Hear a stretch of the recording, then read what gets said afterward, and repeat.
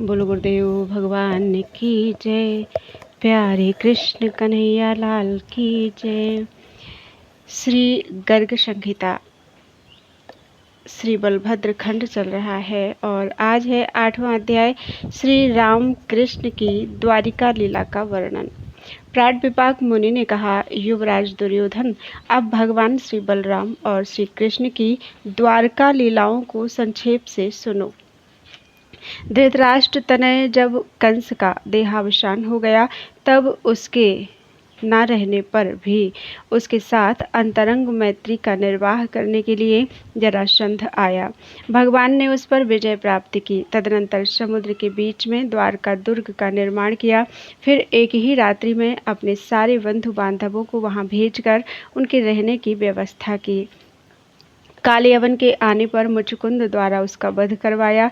तदनंतर बलराम जी और श्री कृष्ण दोनों प्रवर्षण पर्वत पर गए और वहां से द्वारका को प्रस्थान किया।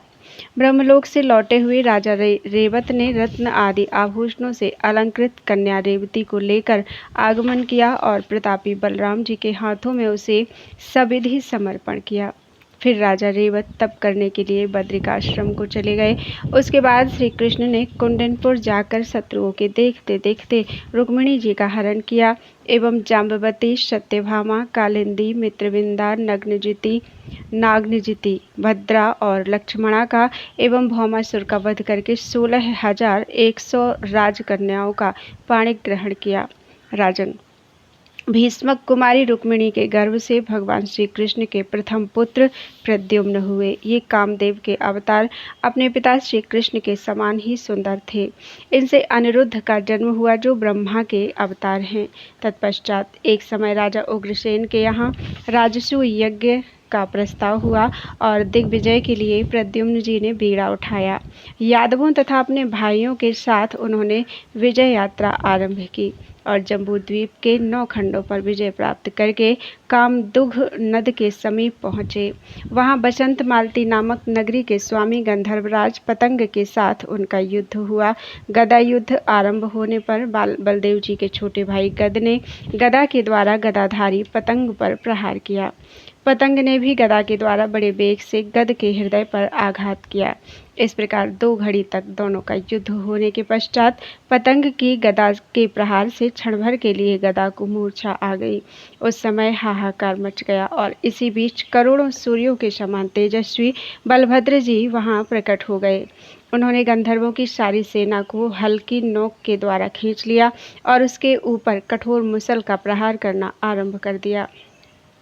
इसे पतंग की सारी सेना, शूरवीर योद्धा, हाथी और रथ सभी चूर चूर हो गए। तब तो रथहीन पतंग भयभीत होकर अपने नगर को चला गया और यादवों से युद्ध करने के लिए फिर से व्यूहाकार सेना सजाने लगा। बलभद्र जी को जब इसका पता लगा तब वे अत्यंत क्रुद्ध होकर गंधर्वों की बसंत मालती नाम की उस विशाल नगरी को, जिसका विस्तार 100 योजन में था, हल के द्वारा उखाड़ लिया और कामदुघ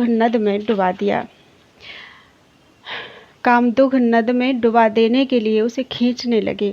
नगरी के महलों और घरों का गिरना ढहना आरंभ हो गया। चारों ओर हाहाकार मच उठा। सारी नगरी समुद्र में चक्कर खाती हुई टेढ़ी नाव की तरह घूमने लगी। यह देखकर गंधर्वराज पतंग भयभीत हो गए और अपने गंधर्व भाई बंधुओं के साथ हाथ जोड़कर बलभद्र जी के समीप उपस्थित हुए। उन्होंने विश्वकर्मा के द्वारा निर्मित 2 लाख विमान, 4 लाख हाथी, 1 करोड़ घोड़े और 10 करोड़ स्वर्ण तथा दिव्य रत्नों का भार बलदेव जी की सेवा में समर्पित किया और प्रदक्षिणा करके उनको प्रणाम किया। फिर शांब को छुड़ाने के लिए बलराम जी यहाँ तुम्हारे हस्तिनापुर में पधारे और तुम सबके सामने ही उन्होंने हल की नोक से तुम्हारे नगर को उखाड़ लिया और गंगा में डुबाने के लिए खींचने लगे। फिर नागकन्या गोपियों के साथ रास मंडल में यमुना जी को भी उन्होंने अपने हल की नोक से खींचा। तदनंतर एक समय की बात है, नारद जी की प्रेरणा से भौमासुर का सखा और सुग्रीव का मंत्री द्विविद नामक बंदर युद्ध करने के लिए आया। रैवतक पर्वत पर बलराम जी के साथ 4 घड़ी तक उसका युद्ध हुआ। वह वृक्ष और शिलाओं के द्वारा बलराम जी पर प्रहार कर रहा था।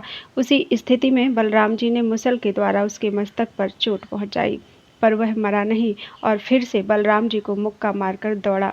भगवान अच्युत के बड़े भाई बलराम जी ने अपने दोनों हाथों से उसे पकड़ लिया और रैवतक पर्वत पर दे मारा। फिर उसके हृदय में बड़े जोर से मुष्टि प्रहार किया।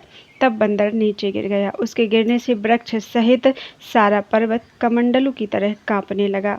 प्रिय दुर्योधन, तदनंतर पांडवों के साथ तुम लोगों के युद्ध का उद्योग सुनकर बलराम जी तीर्थ यात्रा के बहाने नागरिकों और ब्राह्मणों को साथ लेकर द्वारका की प्रदक्षिणा करके पुरी से बाहर निकले। फिर उन्होंने सिद्धाश्रम और प्रभास में स्नान किया। पश्चिम दिशा में स्थित सरस्वती, प्रतिश्रोता, सैंधवारण्य, जम्बू मार्ग, उत्पलावर्त, अर्बुद, हेमवंत और सिंधु नद में पृथक पृथक स्नान किया। तदनंतर विंदुशर, त्रितकूप, सुदर्शन, अत्रि तीर्थ, औसनस, आग्नेय, वायव, शौदास, गुह्य तीर्थ और श्राद्धदेव आदि तीर्थों में स्नान किया। तदनंतर उत्तर दिशा में जाकर कैलाश, करवीर, महायोग, गणेश, कौबेर, प्रागज्योतिष, रंगवल्ली, सीताराम आदि क्षेत्र, चैत्र देश, वसंत तिलक, दशार्ण, भद्र, कूर्म तीर्थ, पुष्पमाला, चित्रवण, चंद्रकांत, नैश्रेयस, मनु पर्वत, चक्षु, कामशालिनी, कामबन, वेद क्षेत्र, सीता, पृथु तीर्थ, तपोभूमि, लीलावती, वेदनगर, गांधर्व, शक्र, भीमरथी, श्री जाह्नवी, कालिंदी, हरिद्वार, कुरुक्षेत्र, मथुरा और पुष्कर आदि तीर्थों में स्नान किया। फिर वहां से संभलग्राम और सूकर क्षेत्र में गए। इस प्रकार तीर्थों की यात्रा करते हुए साक्षात संकर्षण श्री बलराम जी नैमिषारण्य में पहुँचे। बलराम जी को आया देखकर शौनक आदि मुनियों ने खड़े होकर उनको प्रणाम किया और उनकी अर्चा की। वहाँ वेद व्यास जी के शिष्य रोमहर्षण जी विराजमान थे। वे खड़े नहीं हुए। बलराम जी ने यह देखकर हाथ में जो कुशा लिए हुए थे उसी की नोक से मुनि को निहत कर दिया। यह देखकर सब मुनि हाहाकार करने लगे। बलराम जी ने यह सब देखा। समस्त लोगों को पवित्र करने वाले होने पर भी उन्होंने लोक संग्रह के लिए अपनी शुद्धि की कामना से 12 महीने तक तीर्थ स्नान करने का व्रत ले लिया। वहाँ इलबल का पुत्र बलबल नामक दैत्य रहता था। वह नैमिषारण्य में पर्वों के अवसर पर भयानक आंधी के साथ साथ धूल की तथा दुर्गंधपूर्ण पीव, रुधिर, विष्ठा, मूत्र, मदिरा और मांस आदि की वर्षा करता। उसकी जीभ सदा लपलपाया करती। वज्र के समान दृढ़ उसके अंग थे। कज्जल गिरि के समान उसकी काली आकृति थी और तपाए हुए तांबे के समान मूछ दाढ़ी वाला वह असुर बड़ा ही भयानक देख पड़ता था। ऋषि ब्राह्मणों की शांति के लिए उस भयानक असुर को बलराम जी ने आकाश में खींचकर उसके मस्तक पर मुसल के द्वारा प्रहार किया। मुसल की चोट लगते ही उसके प्राण निकल गए और वह आकाश से कमंडलू की तरह नीचे गिर पड़ा। तदनंतर प्रसन्नता से खिले हुए मुख वाले मुनियों ने बलराम जी का स्तवन किया, उनको बड़े बड़े आशीर्वाद दिए और जिस प्रकार वृत्तासुर का वध करने वाले इंद्र का देवता लोगों ने अभिषेक किया था उसी प्रकार बलराम जी का अभिषेक किया। तदनंतर मुनियों से आज्ञा लेकर बलराम जी ने सरयू, कौशिकी, मानसरोवर, गंडकी और गौतमी आदि तीर्थों में स्नान किया। फिर अयोध्या, नंदीग्राम, बरहिष्मती और ब्रह्मावर्त आदि तीर्थों में स्नान करके वे तीर्थराज प्रयाग में पधारे और वहां 10,000 हाथियों का दान किया। तदनंतर चित्रकूट, विंध्याचल, काशी, विपाशा, शोण, मिथिला और गया आदि तीर्थों में स्नान करके गंगा सागर संगम पर गए और वहां स्वर्ण के सींगों से और सुंदर वस्त्रों से सुशोभित 100 करोड़ गौएं ब्राह्मणों को दान दी। प्रत्येक गौ पर स्वर्ण और रत्नों का भार पृथक रूप से लदा हुआ था। तदनंतर वहां से दक्षिण दिशा में जाकर क्रमशः महेंद्रादि पर्वत, सप्त गोदावरी, वेणी, पंपा, भीमरथी, स्कंद क्षेत्र, श्रीशैल, वेंकट, कांची, कावेरी, श्रीरंग, ऋषभाद्रि, समुद्र सेतु, कृतमाला, ताम्रपर्णी, मलयाचल, कुलाचल, दक्षिण सिंधु, फाल्गुन तीर्थ, पंचापसर, गोकर्ण, सूरपारक, तापी, पयोष्णी, निर्विंध्या, दंडक, रेवा, माहिस्मती और अवंतिका का आदि तीर्थों का अवंतिका आदि तीर्थों का स्वयं भगवान शंकर सर ने सेवन किया। तत्पश्चात तुम्हारी सहायता के लिए विशेषण अर्थात कुरुक्षेत्र में पधारेंगे। यह मैंने बलभद्र जी का परम पावन तीर्थ यात्रा चरित्र तुम्हारे सामने वर्णन किया। कौरवेंद्र, यह संपूर्ण पापों का नाश करने वाला सर्व कल्याणकारी पवित्र प्रसंग है। अब तुम और क्या सुनना चाहते हो? बोलो वृंदावन बिहारी लाल की जय। नौवाध्याय श्री बलराम जी की रासलीला का वर्णन। दुर्योधन ने पूछा, भगवान मुनिषत्तम, भगवान बलभद्र जी ने नागकन्या गोपियों के साथ यमुना जी के तट पर कब विहार किया था? प्राण विपाक मुनि बोले, एक समय की बात है, ब्रज के सुहृद बंधुओं को देखने की बलराम जी के मन में बड़ी उत्कंठा पैदा हो गई। तब वे अपने ताल ध्वज से युक्त रथ पर सवार होकर द्वारका से निकले और गौओं, गोपालों तथा गोपियों से भरे गोकुल में जा पहुँचे। नंदराज और यशोदा जी भी बहुत दिनों से उन्हें देखने के लिए उत्कंठित थे, अतएव उन्होंने उनको हृदय से लगा लिया। फिर बलभद्र जी गौओं, गोपियों और गोपालों से मिले और पूरे वसंत के 2 महीने उन्होंने वहां निवास किया। पहले जिन नागकन्याओं के गोपी होने का वर्णन आ चुका है, उन्होंने गर्गाचार्य से बलभद्र जी का पंचांग प्राप्त करके, पंचांग का अर्थ है जिसमें पद्धति, पटल, स्तोत्र, कवच और सहस्रनाम साधन के ये 5 अंग होते हैं, उसे पंचांग कहते हैं।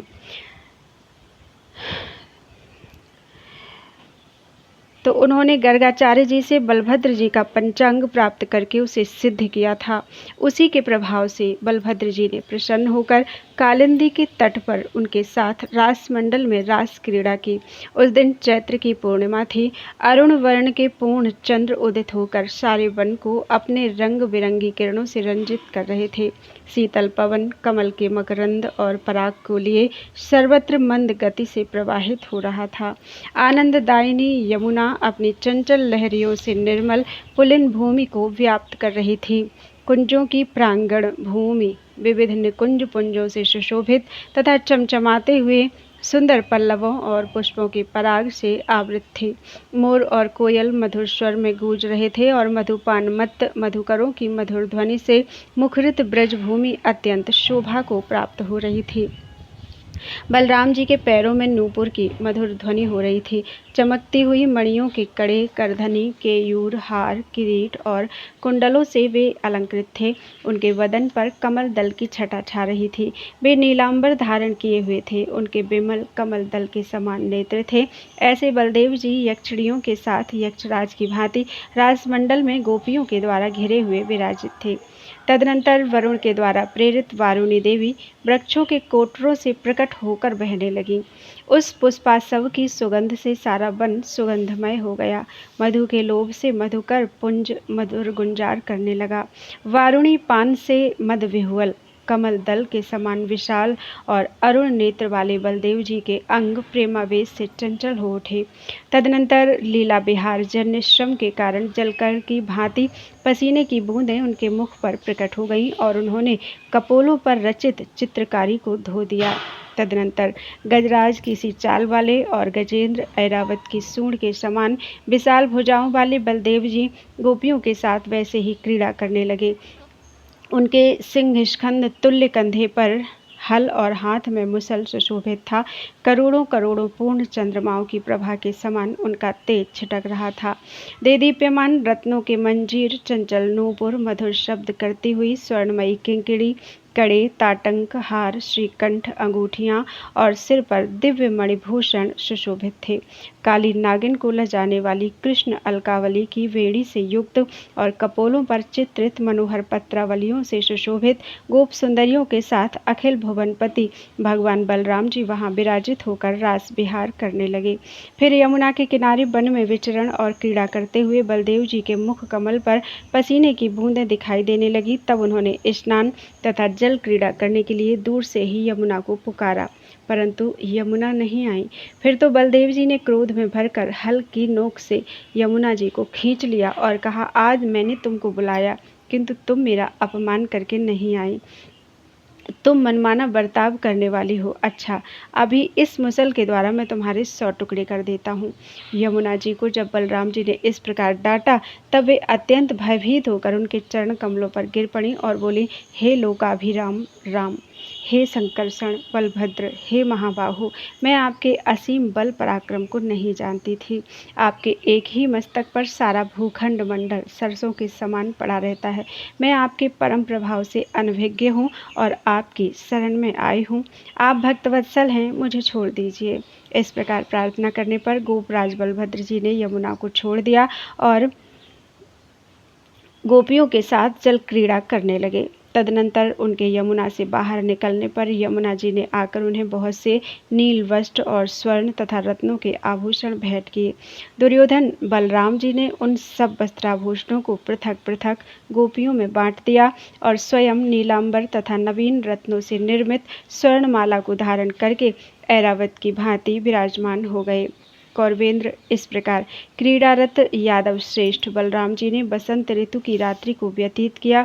जिस प्रकार हस्तिनापुर को देखने पर भगवान बलराम जी के पराक्रम का दर्शन होता है, उसी प्रकार आज तक यमुना जी टेढ़े मार्ग से प्रवाहित होती हुई उनकी शक्ति को सूचित कर रही हैं। भगवान बलराम जी के इस रासलीला के प्रसंग को जो मनुष्य सुनता अथवा सुनाता है, वह सारे पापों से मुक्त होकर परमानंद पद को प्राप्त होता है। युवराज, अब क्या सुनना चाहते हो?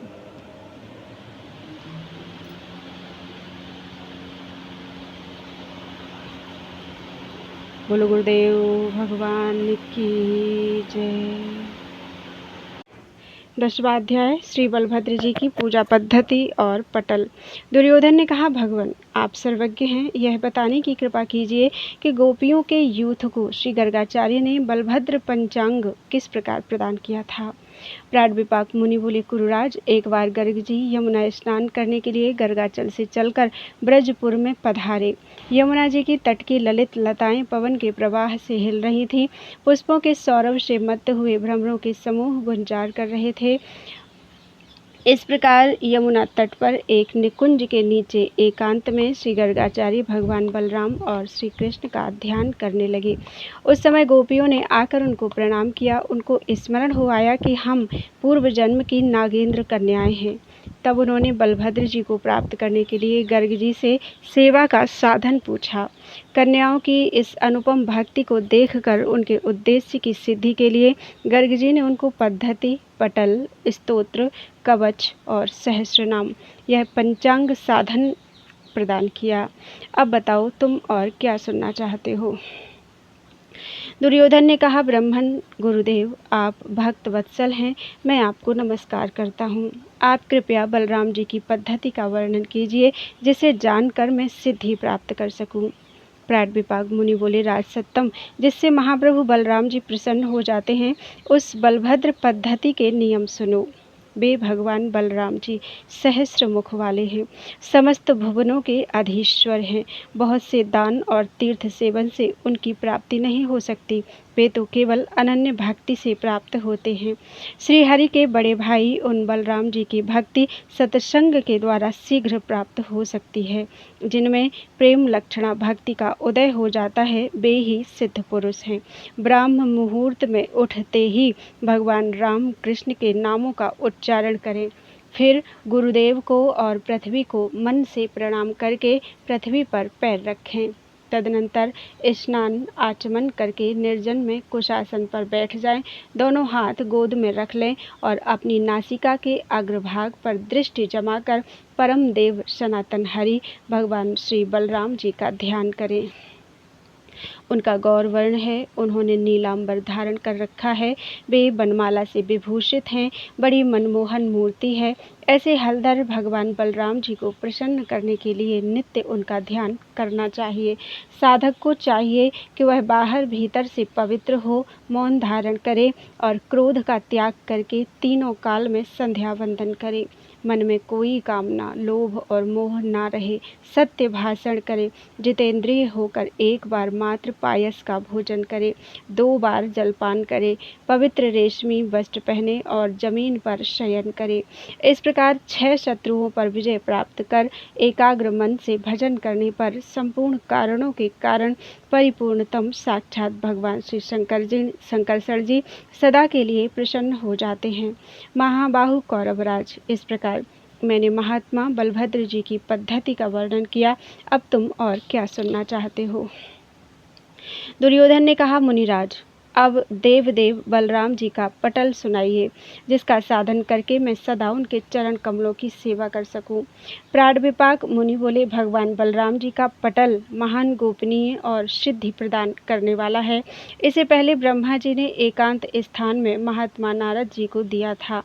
पहले प्रणव लिखकर फिर काम बीज लिखना चाहिए। तत्पश्चात कालिंदी भेदन और संकर्षण, इन 2 पदों को चातुर्थ्यंत लिखकर अंत में स्वाहा जोड़ देना चाहिए। यूं करने पर ओम क्लीं कालिंदी भेदनाय संकर्षणाय स्वाहा यह मंत्र बन जाता है। यह 16 मंत्र राज ब्रह्मा जी के द्वारा कहा गया है। मनुष्य को व्रत लेकर इस मंत्र का 1,16,000 जप करना चाहिए।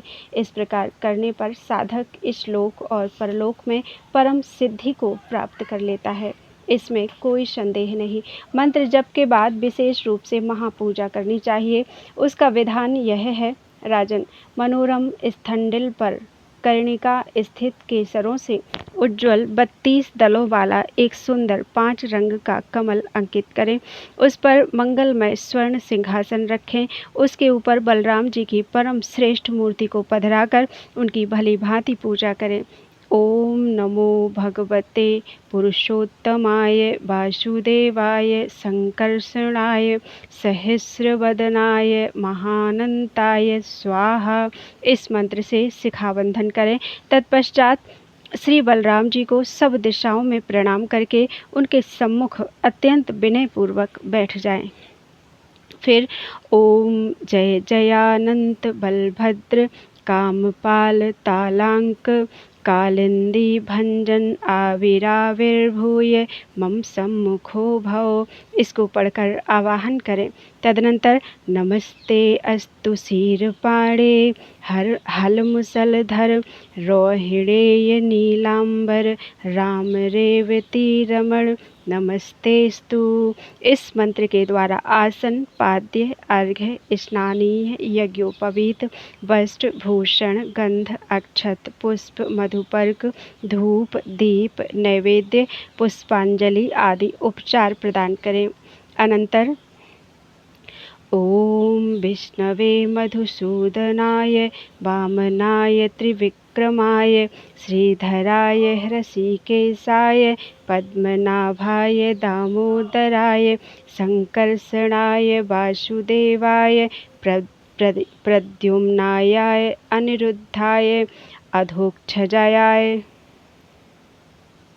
अधोक्षजाय पुरुषोत्तमाय श्री कृष्णाय नमः। इस मंत्र को फिर से पढ़ देते हैं।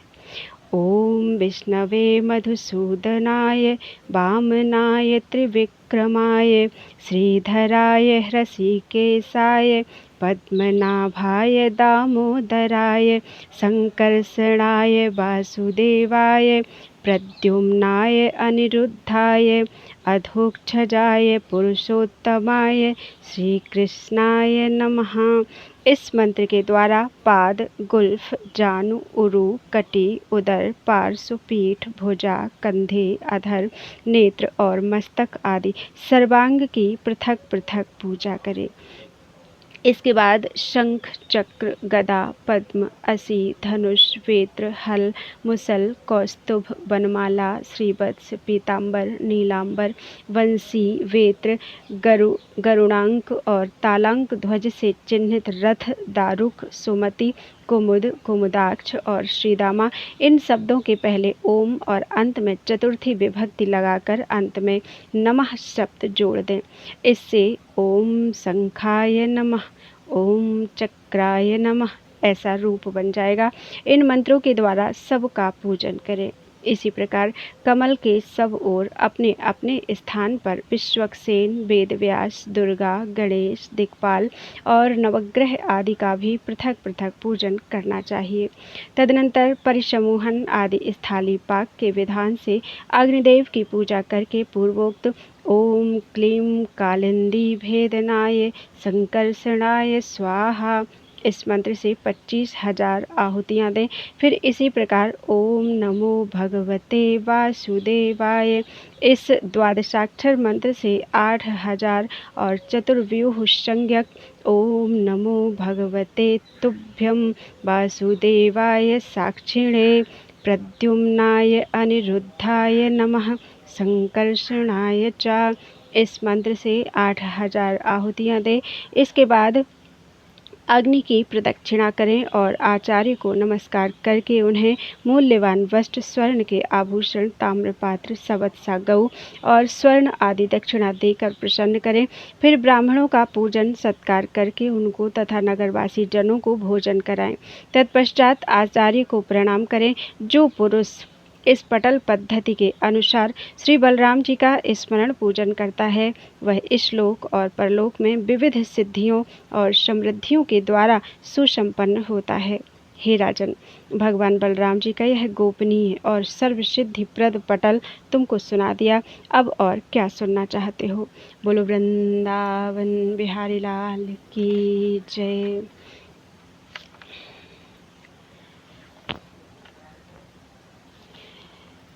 11वां अध्याय श्री बलराम स्तोत्र। दुर्योधन ने कहा, महामुनि प्राण विपाक जी, अब भगवान श्री बलराम जी का वह स्तोत्र जो साक्षात समस्त सिद्धियों को प्रदान करने वाला है, कृपा पूर्वक मुझसे कहिए। प्राण विपाक मुनि बोले, राजन, बलराम जी का स्तोत्र श्री वेद व्यास जी के द्वारा प्रणीत है। यह मनुष्यों को समस्त सिद्धियां और मोक्ष भी प्रदान करने वाला है। इस शुभ स्तवराज को तुम सुनो। देवाधिदेव भगवान कामपाल, आपको नमस्कार है। हे बलराम जी, आप साक्षात अनंत और शेष जी हैं, आपको नमस्कार है। आप पृथ्वी को धारण करने वाले परिपूर्ण ब्रह्म, स्वयं प्रकाशमान, हाथ में हल लिए हुए 1000 मस्तकों से युक्त शंकरषण हैं। आपको नित्य मेरे नमस्कार हैं। पुरुषश्रेष्ठ बलराम जी, आप भगवान अच्युत के बड़े भाई हैं, रेवती के स्वामी हैं। हल आपका शस्त्र है और आप प्रलंबासुर का संहार करने वाले हैं। आप मेरी रक्षा करें।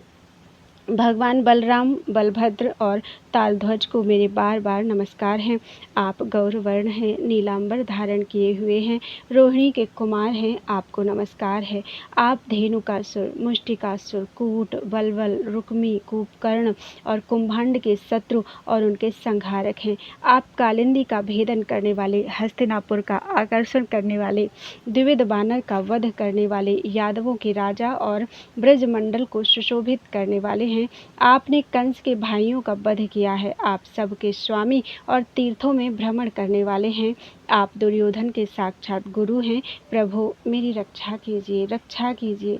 हे अच्युत, आपकी जय हो, जय हो। हे परात्पर देव, आप स्वयं अनंत एवं दिशा विदिशाओं में कीर्तित हैं। आप देवता, मुनि और सर्पों के स्वामियों में श्रेष्ठ हैं। हल तथा मुसल को धारण करने वाले भगवान बलराम जी को मेरे नमस्कार हैं। जो मनुष्य इस स्तवराज का निरंतर पाठ करता है वह श्री हरि के परम पद को प्राप्त होता है। जगत में वह शत्रु का शमन करने वाले संपूर्ण बलों से संपन्न हो जाता है और उसे धन तथा स्वजन प्रचुर रूप से प्राप्त रहते हैं। दुर्योधन उवाच। संस्कृत में श्री बलराम स्तोत्र।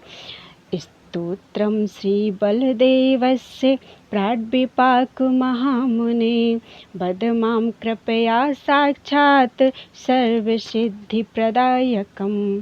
प्राड्विपाक उवाच। स्तवराजं तु रामस्य वेदव्यासकृतं शुभं सर्वसिद्धिप्रदं रज्जन् शृणु कैवल्यदं नृणाम्। देवादिदेव भगवन् कामपाल नमोस्तुते। नमोऽनन्ताय शेषाय साक्षाद् रामाय ते नमः। धराधराय पूर्णाय स्वधाम्ने क्षीरपाणये सहस्रशीर्षे नित्यं नमः संकर्षणाय ते। रेवती रमण त्वं वै बलदेवो अच्युताग्रज। हलायुध प्रलम्बघ्न पाहि मां पुरुषोत्तम। बलाय बलभद्राय तालाङ्काय नमो नमः। नीलाम्बराय गौराय रोहिणेयाय ते नमः। धेनुकारिर्मुष्टिकारिः कूटारिवल्लभक्लान्तकः। रुक्म्यरिः कूपकर्णारिः कुम्भाण्डारस्त्वमेव हि। कालिन्दी भेदनोऽसि त्वं हस्तिनापुरकर्षकः।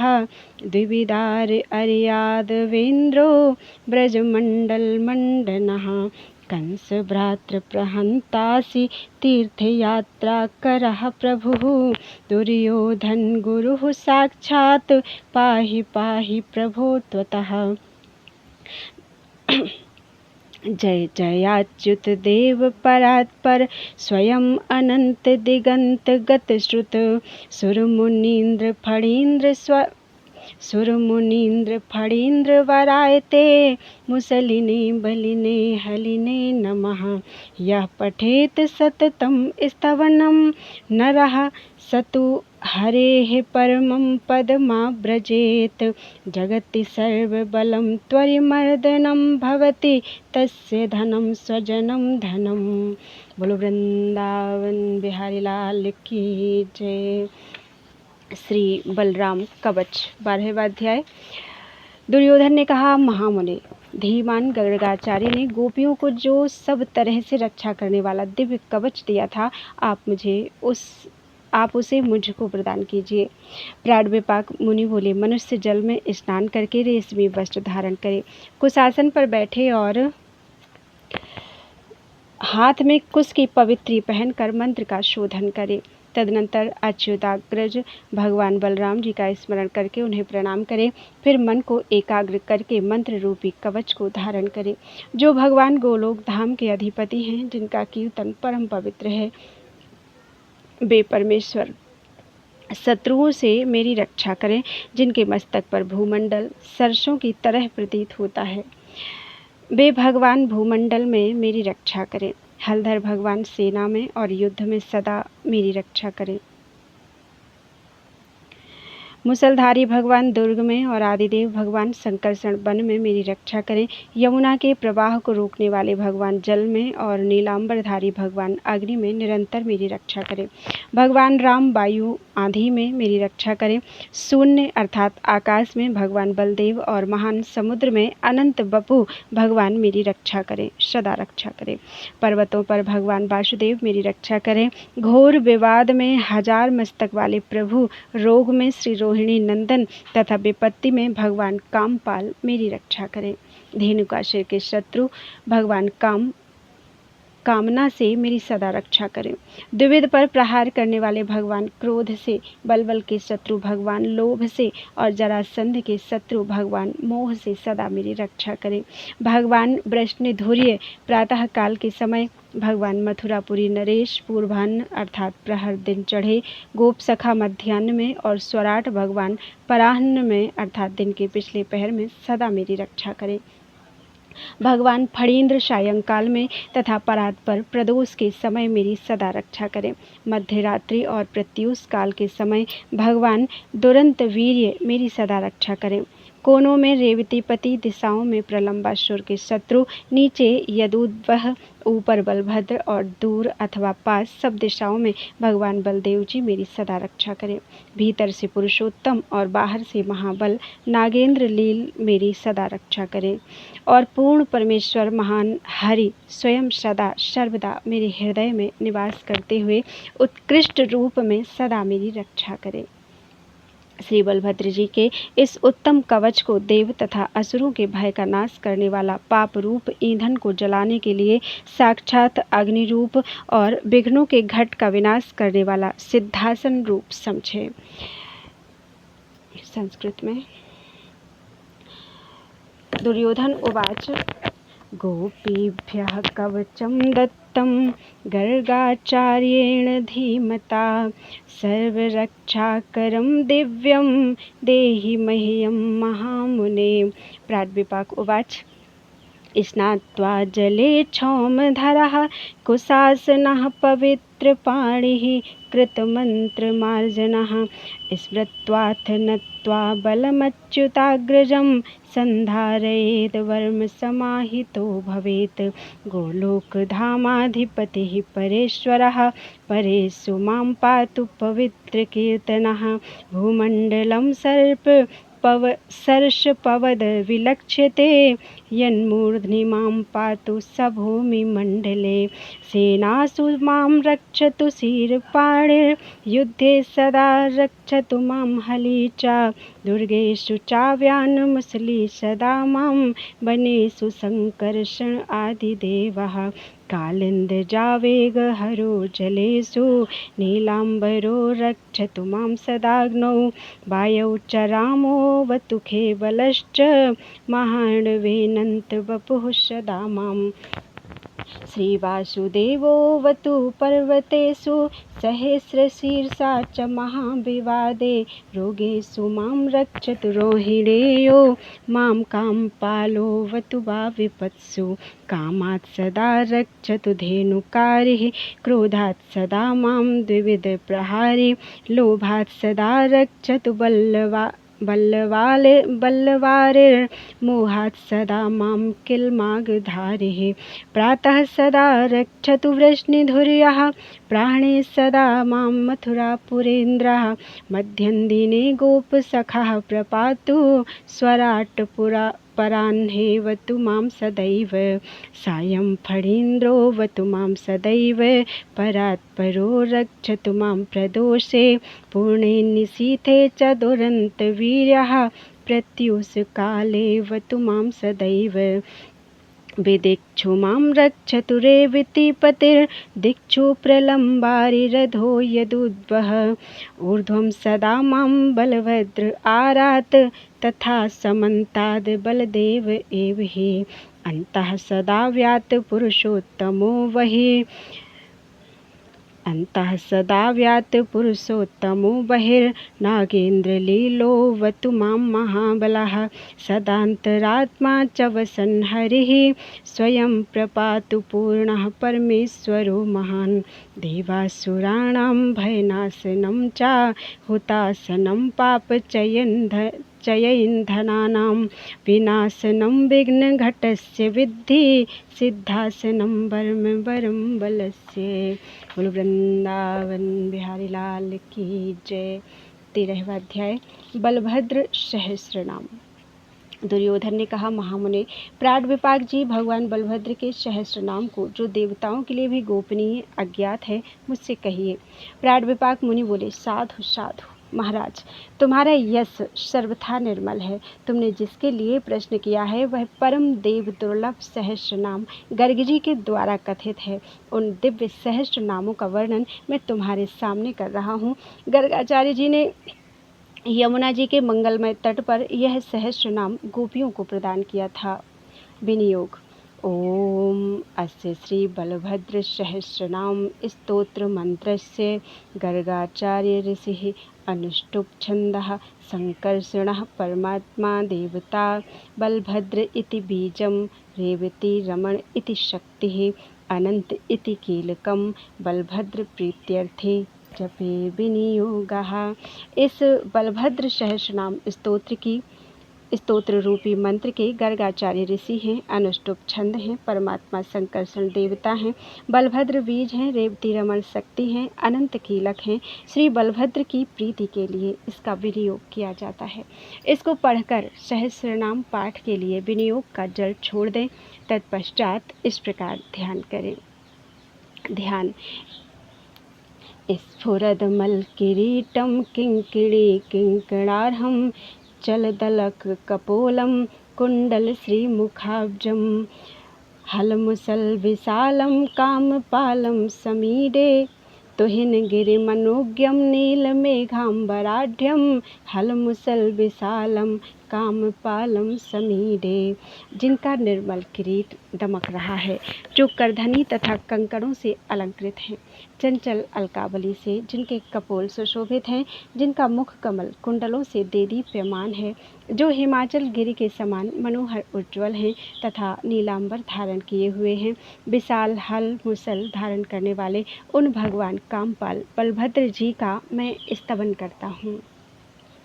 सहस्र नाम आरंभ। ओम बलभद्र रामभद्र राम संकर्षण अच्युत रेवतीरमण देव कामपाल हलायुध नीलांबर श्वेतवर्ण बलदेव अच्युताग्रज प्रलंबघ्न महावीर रोहिणेय प्रतापवान तालांक मुसली हली हरि यदुवर बलि क्षीरपाणी पद्मपाणी लगुड़ी वेणुवादन कालिंदी भेदन वीर बल प्रबल ऊर्ध्वग वासुदेव कला अनंत सहस्रवदन स्वराट वसु वसुमती भर्ता वासुदेव वसुत्तम यदुत्तम यादवेंद्र माधव वृष्णिवल्लभ द्वारकेश माथुरेश दानी मानी महामना पूर्ण पुराण पुरुष परेश परमेश्वर परिपूर्णतम साक्षात परम पुरुषोत्तम अनंत शाश्वत शेष भगवान प्रकृतेः पर जीवात्मा परमात्मा अंतरात्मा ध्रुव अव्यय चतुर्व्यूह चतुर्वेद चतुर्मूर्ति चतुष्पद प्रधान प्रकृति साक्षी संघात संघवान सखी महामना बुद्धिसख चेत अहंकार आवृत इंद्रियेश देवता आत्मा ज्ञान कर्म शर्म अद्वितीय द्वितीय निराकार निरंजन विराट सम्राट महौघ आधार स्थाष्णु चरिष्णुमान फणीन्द्र फणिराज सहस्र फणमंडित फणीश्वर फणी स्फूर्ति फूतकारी चित्कर प्रभु मणिहार मणिधर वितली सुतली तली अतली सुतलेश पाताल तलातल रसातल भोगितल स्फूरदंत महातल वासुकी शंखचूड़ाभ देवदत्त धनंजय कंबलाश्व वेगतर धृतराष्ट्र महाभुज वारुणी मदमत्तांग मदघूर्णित लोचन पद्माक्ष पद्ममाली बनमाली मधुश्रवा कोटि कंदर्प लावण्य नागकन्या समर्चित नूपुरी कटिसूत्री कटकी कनकांदी कनकांगदी मुकुटी कुंडली दंडी शिखंडी खंडमंडली कली कलिप्रिय काल निवात कवचेश्वर सहारकृत रुद्रवपु कालाग्नि प्रलय लय महाहि पाणिनि शास्त्रकार भाष्यकार पतंजलि कात्यायन फक्यकाभु स्फोटायन उरंगम वैकुंठ याज्ञिक यज्ञ वामन हरिण हरि कृष्ण विष्णु महाविष्णु प्रभ विष्णु विशेषवित हंस योगेश्वर कूर्म बाराह नारद मुनि सनक कपिल मत्स्य कमठ देवमंगल दत्तात्रेय पृथु वृद्ध ऋषभ भार्गवोत्तम धनवंतरी नरसिंह कल्कि नारायण नर रामचंद्र राघवेंद्र कौशलेंद्र रघुद्वह काकुत्सथ करुणा सिंधु राजेंद्र सर्वलक्षण शूर दाशरथी त्राता कौशल्यानंद वर्धन सौमित्री भरत धनवी शत्रुघ्न शत्रुतापन निशंगी कवची खड्गी सरी ज्याहत कोष्ठक बद्ध गोधांगुलित्राण शंभु कोदंड भंजन यज्ञ त्राता यज्ञ भर्ता मारीच वधकारक असुरारी ताड़कारी विभीषण सहायकृत पितृवाक्य कर हर्षि विराधारी वनेचर मुनि मुनिप्रिय चित्र कूटारण्य निवासकृत कबंध हा दंडकेश राम राजीव लोचन मतंग वन संचारी नेता पंचवटीपति सुग्रीव सुग्रीव सखा हनुमत प्रीत मानस सेतुबंध रावणारी लंका दहन तत्पर रावण्यरी पुष्पकस्थ जानकी विरहातुर अयोध्याधिपति श्रीमान लवणारी सुरार्चित सूर्यवंशी चंद्रवंशी वंशी वाद्य विशारद गोपति गोपवृंदेश गोप गोपी शतावृत गोकुलेश गोपपुत्र गोपाल गोगणाश्रय पूतनारी वकारी तृणावर्त निपातक अघारी धेनुकारी प्रलंबारी व्रजेश्वर अरिष्टहा केशी शत्रु व्योमासुर विनाशकृत अग्निपान दुग्धपान वृंदावन लता आश्रित यशोमतीसुत भव्य रोहिणी लालित शिशु रासमंडल मध्यस्थ रासमंडल मंडन गोपिका सतयूथार्थी शंखचूर्ण बधोद्यत गोवर्धन समुद्धरता शत्रुजित ब्रज रक्षक वृषभानुवर नंद आनंद नंदवर्धन नंदराज श्रुत शीर्ष कंसारी कालियांतक रजकारी मुष्टिकारी कंस कोदंड भंजन चाड़ूरारी कूटहंता सलारी तोषलांतक कंस भ्रातृ निहंता मल्ल युद्ध प्रवर्तक गजहंता कंसहंता कालहंता कलंकहा माघधारी यवनहा पांडुपुत्र सहायकृत चतुर्भुज श्यामलांग सौम्य औपग विप्रिय युद्धभृत उद्धव सखा मंत्री मंत्र विशारद वीरहा वीरमथन शंखधर चक्रधर गदाधर रेवती चित्तहर्ता रेवती हर्षवर्धन रेवती प्राणनाथ रेवती प्रियकारक ज्योति ज्योतिस्मति भर्ता रेवताद्रि विहारकृत धृतिनाथ धनाध्यक्ष दानाध्यक्ष धनेश्वर मैथिलार्चित पादाब्ज मानद भक्तवत्सल दुर्योधन गुरु गुरुवी गदा शिक्षाकर छमी मुरारी मदन मंद अनिरुद्ध धन्विनाम्बर कल्पवृक्षी कल्पवृक्ष वन प्रभु स्यमंतकमणि मान्य गांडीवी कौरवेश्वर कूष्मांड खंडनकर कूपकर्ण प्रहारकृत सेव्य रेवत जामाता मधुसेवित माधव सेवित बलिष्ठ पुष्ट सर्वांग हृष्ट पुष्ट प्रहर्षित वाराणसीगत क्रुद्ध सर्व पौंड्रक घातक सुनंदी शिखरी शिल्पी द्विविदांग निषूदन हस्तिनापुर शंकरसी रथी कौरव पूजित विश्वकर्मा विश्वधर्मा देव शर्मा दयानिधि महाराज छत्रधर महाराजोपलक्षण सिद्धगीत सिद्धकथ शुक्ल चामर विजित ताराक्ष कीरनाश बिंबोष्ठ सुस्मित छवि करीन्द्र करदोरदंड प्रचंड मेघमंडल कपाटवक्षा पीनांस पद्मपाद स्फुरद्युति महाविभूति भूतेश बंधमोक्षी समीक्षण चैद्य शत्रु शत्रुसंध दंतवक्र निषूदक अजात शत्रु पापघ्न हरिदास सहायकृत सालबाहु साल्वहंता तीर्थयायी जनेश्वर नैमिषारण्य यात्रार्थी गोमती तीर वासकृत गंडकी स्नानवान सृगवी वैजयंती विराजित अम्लान पंकजधर विपासी शोण संप्लुत प्रयाग तीर्थराज सरयू सेतुबंधन गयाशिर धनद पौलस्त्य पुलहाश्रम गंगासागर शंगार्थी सप्त गोदावरी पति वेणी भीमरथी गोदा ताम्रपर्णी वटोदका कृतमाला महापुण्या कावेरी पयस्विनी प्रतीचि सुप्रभा वेणी त्रिवेणी सरयूपमा कृष्णा पंपा नर्मदा गंगा भागीरथी नदी सिद्धाश्रम प्रभास बिंदु सरोवर पुष्कर सैंधव जम्बू नर नारायणाश्रम कुरुक्षेत्रपति राम जामदग्नि महामुनि इलबलात्मजहंता सुदामा सौख्यदायक विश्वजित विश्वनाथ त्रिलोक विजयी जयी वसंत मालती कर्षि गद गद्य गदाग्रज गुणार्णव गुणनिधि गुणपात्री गुणाकर रंगवल्ली जलाकार निर्गुण सगुण बृहत दृष्ट श्रुत भवत भूत भविष्यत अल्प विग्रह अनादि आदि आनंद प्रत्यगधामा निरंतर गुणातीत सम साम्य समुद्रक निर्विकल्पक गूढ़ व्यूढ़ गुण गौड़ गुणाभास गुणावृत नित्य अक्षर निर्विकार क्षर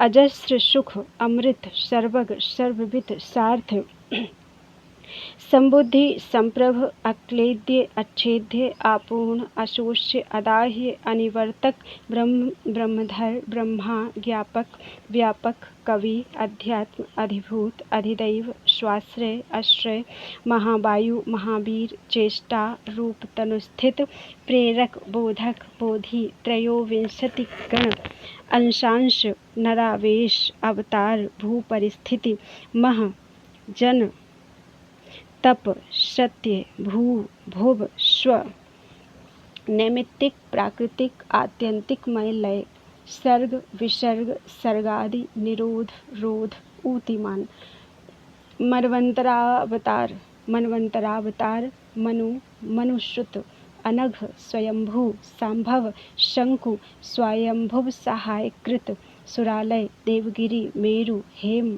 अर्चित गिरि गिरीश गणनाथ गौरी ईश गिरिगह्वर विंध्य त्रिकूट मैनाक सुवेल पारिभद्रक पतंग शिशिर कंक जारुधि शैल सत्तम कालंजर बृहत्सानु दरीभृत नंदिकेश्वर संतान तरुराज मंदार पारिजातक जयंतकृत जयंतांग जयंती दिक् जयाकुल वृत्रहा देवलोक शशि कुमुद बांधव नक्षत्रेश सुधा सिंधु मृग पुष्य पुनर्वसु हस्त अभिजित श्रवण वैधृत भास्करोदय ऐन्द्र साध्य शुभ शुक्ल व्यतिपात ध्रुव शीत शिशुमार देवमय ब्रह्मलोक विलक्षण राम वैकुंठनाथ व्यापी वैकुंठ नायक श्वेतद्वीप अजित पद लोकालोक चलाश्रित भूमि वैकुंठ देव कोटि ब्रह्मांड कारक असंख्य ब्रह्मांडपति गोलोकेश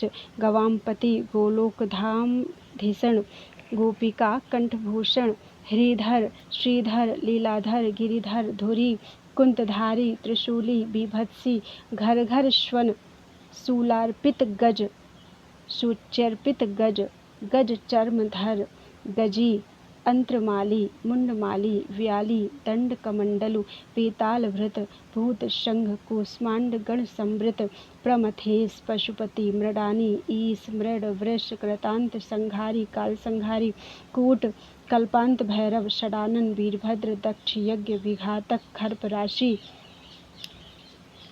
विशासी शक्तिहस्त शिवा अर्थद पिनाकटंकार कर चलन झंकार नूपुर पंडित तर्क विद्वान वेदपाठी श्रुतीश्वर वेदांतकृत सांख्य शास्त्री मीमांसी कणनाम भाक काणादि गौतम वादी वाद नैयायिक नय वैशेषिक धर्मशास्त्री सर्वशास्त्रार्थ तत्वग वैयाकरण कृत छंद व्यास प्राकृति बच पाराशरीर संहितावित काव्यकृत नाटकप्रद पौराणिक स्मृतिकर वैद्य विद्या विशारद अलंकार लक्षणार्थ व्यंग्यवित ध्वनिवित ध्वनि वाक्य स्फोट पदस्फोट स्फोट वृत्ति रसार्थवित श्रृंगार उज्ज्वल स्वच्छ अद्भुत हास्य भयानक अश्वत्थ यवभोजी यवकृत यवासन प्रहलाद रक्षक स्निग्ध ऐलवंश विवर्धन गताधि अम्बरीशांग विगाधि गाधीनाम वर नाना मणि समाकीर्ण नाना रत्न विभूषण नाना पुष्पधर पुष्पी पुष्पधनबा प्रपुष्पित नाना चंदन गंधाढ़य नाना पुष्प रसार्चित नाना वर्णमय वर्ण सदा नाना वस्त्रधर नाना पद्माकर कौशी नाना कौशेय वेशधृक रत्न कंबलधारी ध्यौत वस्त्र समावृत उत्तरीय धरपूर्ण घन कंचुकवान संघवान पीतोष्णीस शीतोष्णीस रक्तोष्णीस दिगंबर दिव्यांग दिव्यरचन दिव्यालोक विलोकित सर्वोपम निरूपम गोलोकांकी कृतांगन कृतस्योत्संग गोलोक कुंडली भूत आस्थित माथुर मथुरा आदर्शी चलत खंजन लोचन दधिहर्ता दुग्धहर नवनीत सितासन तक्र भुक तक्रहारी दधि चौर्य कृतश्रम प्रभावती बद्ध कर दामी दामोदर दमी सिकता भूमिचारी बालकेली ब्रजार्भक धूलि धूसर सर्वांग काक पक्षधर सुधी मुक्तकेश वत्स वृंद कालिंदी कूल वीक्षण जल कोलाहली कूली पंक प्रांगण लेपक श्री वृंदावन संचारी पंसीवट तट स्थित महावन निवासी लोहारगल बनाधिप साधु प्रियतम साध्य साध्वीश गत साध्वश रंगनाथ विठ्ठलेश मुक्तिनाथ अघनाशक सुकीर्ति सुयशा स्फीति यशस्वी रंगरंजन राग षटक रागपुत्र रागिणी रमणोत्सुक दीपक मेघमल्लार श्रीराग मालकोशक हिंदोल भैरवाख्य स्वर जातिस्मर मृदु ताल मान प्रमाण स्वर्गम्य कलाक्षर समी श्यामी सतानंद शतयाम सत्क्रतु जागर सुप्त आशुप्त सुषुप्त स्वप्न उर्वर ऊर्ज स्फूर्ज निर्जर विज्वर ज्वरजित ज्वरकर्ता ज्वरयुक्त त्रिज्वर ज्वर जाम्बवान जम्बुकाशंकी जम्बूद्वीप द्वीपारिहा सालमली सालमली द्वीप प्लक्ष वनेश्वर कुशधारी कुश कौशी कौशिक कुश विग्रह कुश स्थलीपति काशीनाथ भैरव शासन दाशार्ह शात्वत वृष्णि भोज अंधक निवासकृत अंधक दुंदुभि ध्योत प्रध्योत सात्वताम पति सूरसेन अनुविषय भोजेश्वर वृष्णीश्वर अंधकेश्वर आहुक सर्वनीतिज्ञ उग्रसेन महोग्रवाक उग्रसेन प्रिय प्रार्थे प्रार्थ यदुसभापति सुधर्माधिपति सत्व वृष्णि चक्रावृत भिषक सभाशील सभादीप सभाग्नि सभारवि सभाचंद्र सभाभास सभादेव सभापति प्रजार्थद प्रजाभर्ता प्रजापालन तत्पर द्वारका दुर्ग संचारी द्वारका ग्रह विग्रह द्वारका दुख संहर्ता द्वारका जन मंगल जगन्माता जगत्राता जगत भर्ता जगत पिता जगत बंधु जगत धाता जगत मित्र जगत सख ब्रह्मण्ड देव ब्रह्मण्ड ब्रह्मापाद रजो दधत ब्रह्मापाद रजः स्पर्शी ब्रह्मपाद निषेवक विप्रांघ्रि जलपूतांग विप्र सेवा परायण विप्र मुख्य विप्रहित विप्रगीत महाकथ विप्रपाद जलार्दांग विप्रपादोदक प्रिय विप्रभक्त विप्रगुरु विप्रपदानुग अक्षौहिणी व्रत योद्धा प्रतिमा पंच संयुत चतुर अंगिरा पद्मवर्ती सामंतोद धृत पादुक गजकोटि प्रयायी रथकोटि जयध्वज महारथ अतिरथ जयत्रस्यंदन मास्थित नारायणास्त्री ब्रह्मास्त्री रणश्लाघी रणोद्भट मदोत्कट युद्धवीर देवासुर भयंकर करिकर्ण मरुत प्रेजत कुंतल व्याप्त कुंडल अग्रग वीर सम्मर्द मर्दल रण दुर्मद भट प्रतिभट प्रोच्य बाणवर्षी इषुतोयद खड़ग खंडित सर्वांग षोडशाब्द षडक्षर वीर घोष अक्लिष्ट वपु वज्रांग वज्रभेदन रुग्ण वज्र भग्न दंत शत्रु निर्भत सनोध्यत अट्टहास पट्टधर पट्टराज्ञीपति पटु कल पटह वादित्र हुंकार गर्जितश्वन साधु भक्त पराधीन स्वतंत्र साधुभूषण अस्वतंत्र साधुमय मनाक साधुग्रस्त मना साधु प्रिय साधु धन साधु ज्ञाति सुधाघन साधुचारी साधु चित्त साधु वश्य सुभाषपद। इस प्रकार भगवान बलभद्र जी के 1 नामों का वर्णन किया गया। महात्म्य अध्ययन।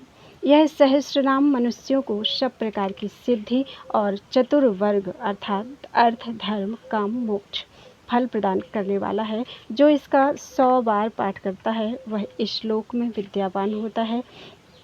इस सहस्र नाम का पाठ करने से मनुष्य लक्ष्मी, वैभव, सद्वंश में जन्म, रूप, बल तथा तेज सब कुछ प्राप्त करता है। गंगा जी एवं यमुना जी के तट पर अथवा देवालय, देव मंदिर में इसके 1000 पाठ करने से जबरदस्ती सिद्धि मिलती है। इसके पाठ से पुत्र की कामना वाले को पुत्र तथा धनार्थी को धन प्राप्त होता है। बंधन में पड़ा मनुष्य उससे मुक्त हो जाता है और रोगी का रोग चला जाता है। जो मनुष्य पुरस्चरण की विधि से पद्धति, पटल, स्तोत्र, कवच सहित इस सहस्र नाम का 10,000 बार पाठ करता है तथा होम, तर्पण, गोदान तथा ब्राह्मण का पूजन रूप कर्म विधिवत करता है, वह समस्त भूमंडल का स्वामी चक्रवर्ती राजा होता है। वह अनेक सामंत राजाओं से घिरा रहता है। मद की गंध से बेहुवल भ्रमर मत वाले हाथियों के कानों की चपेट से आहत हो उड़ते हुए उसके द्वार पर जाकर उसकी शोभा बढ़ाते रहते हैं। राजेंद्र, यदि कोई मनुष्य निष्काम भाव से रेवती रमण भगवान बलभद्र जी की प्रसन्नता के लिए इस सहस्र नाम का पाठ करता है तो वह जीवन मुक्त हो जाता है। अच्युताग्रज बलभद्र जी सदा सर्वदा उसके घर में निवास करते हैं। हे महाराज, घोर पापी मनुष्य भी यदि इस सहस्र नाम का पाठ करता है तो उसके मेरु के समान सारे पाप कट जाते हैं और वह इस लोक में संपूर्ण सुखों का उपभोग करके अंत में परात्पर गोलोक धाम को प्रयाण कर जाता है। नारद जी कहते हैं, अच्युताग्रज, श्री बलभद्र जी के इस पंचांग को सुनकर धृतिमान दुर्योधन ने सेवा भाव तथा परम भक्ति के साथ प्राणविपाक मुनि की पूजा की। तदनंतर मुनीन्द्र प्राणविपाक जी ने दुर्योधन को आशीर्वाद देकर उनकी अनुमति प्राप्त कर हस्तिनापुर से अपने आश्रम को गमन किया। परब्रह्म परमात्मा भगवान अनंत श्री बलभद्र जी की कथा को जो पुरुष सुनता अथवा सुनाता है वह आनंदमय बन जाता है। नृपेंद्र, मैं आपके सामने इन सब मनोरथों को पूर्ण करने वाले बलभद्र खंड का वर्णन कर चुका। जो मनुष्य इसका श्रवण करता है वह भगवान श्री हरि के शोक रहित अखंड आनंदमय धाम को प्राप्त हो जाता है। श्री बलभद्र खंड संपूर्ण। इस प्रकार श्री गर्ग संहिता में श्री बलभद्र खंड के अंतर्गत प्राणविपाक दुर्योधन संवाद में श्री बलभद्र सहस्र नाम नामक 13वां अध्याय पूरा हुआ। श्री बलभद्र खंड पूरा हुआ। इति नाम सहस्रम तो बलभद्रस्य कीर्तितम सर्वसिद्धिप्रदं नृणां चतुर्वर्गफलप्रदं शतवारं पठेद्यस्तु सविद्यावान् भवेदिह इन्दिरां च विभूतिं च अभिजनं रूपमेव च बलमोजश्च पठनात् सर्वं प्राप्नोति मानवः गङ्गाकूलेऽथ कालिन्दी कूले देवालये तथा सहस्रावर्त पाठेन बलात् सिद्धिः प्रजायते पुत्रार्थी लभते पुत्रं धनार्थी लभते धनं बाधात् प्रमुच्यते बद्धो रोगी रोगान्निवर्तिते अयुतावर्त पाठे च पुरश्चर्या विधानतः होम तर्पण गोदान